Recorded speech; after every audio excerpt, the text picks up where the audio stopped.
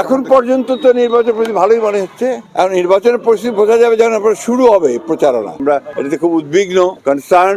বিশেষ আমরা মনে করি এটা সরকারের একটা ব্যর্থতাই বলবো যে তারা অস্ত্র উদ্ধার করতে পারেনি এবং এখন পর্যন্ত আইন শৃঙ্খলা পরিস্থিতি সেই রকম একটা উন্নত হয়েছে বলে আমার কাছে মনে হয় না। তবে আমি আশাবাদী, আমি মনে করি যে নির্বাচন চলাকালীন সবাই সেটা ইমপ্রুভ করবে আরো এবং একটা ভালো অবস্থায় আসবে। তো এই ক্রিকেটের ব্যাপারে আন্তর্জাতিক রাজনীতির প্রশ্ন জড়িত আছে, আমাদের দেশের সম্মান জড়িত আছে। নিঃসন্দেহে আমাদের একজন ক্রিকেটারকে অপমান করা হয়েছে, আমরা মনে করি এটা আমাদের দেশকেই অপমান করা হয়েছে। সেই ক্ষেত্রে আমি মনে করি ক্রিকেট কন্ট্রোল বোর্ডের যে সিদ্ধান্ত, সেই সিদ্ধান্তের সঙ্গে আমরা একমত, কিন্তু একই সঙ্গে আবার এটাও মনে করি যে ছোটখাটো বিষয়গুলো নিয়ে অল্প জনের মধ্যেই সমাধান করাই হচ্ছে বেটার।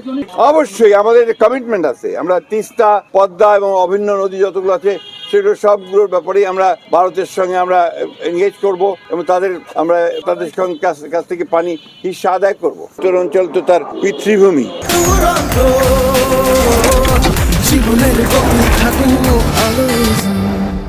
আর বগুড়া, দিনাজপুর হচ্ছে তার নানির বাড়ি, এটা তো একটা ব্যাপার আছে। তাছাড়া রংপুরে আমাদের যে শহীদ আবু সাইদ, তার কবর জিয়ারত করবেন। আমাদের এদিকেও অনেক শহীদ আছেন, তাদের কবর জিয়ারত করবেন। এইটা হবে। এখন পর্যন্ত তো নির্বাচন পরিস্থিতি ভালোই মনে হচ্ছে।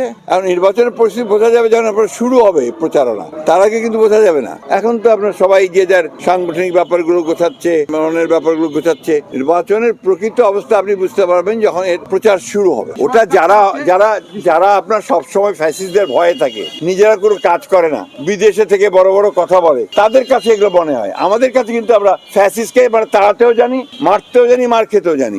We are not afraid of that.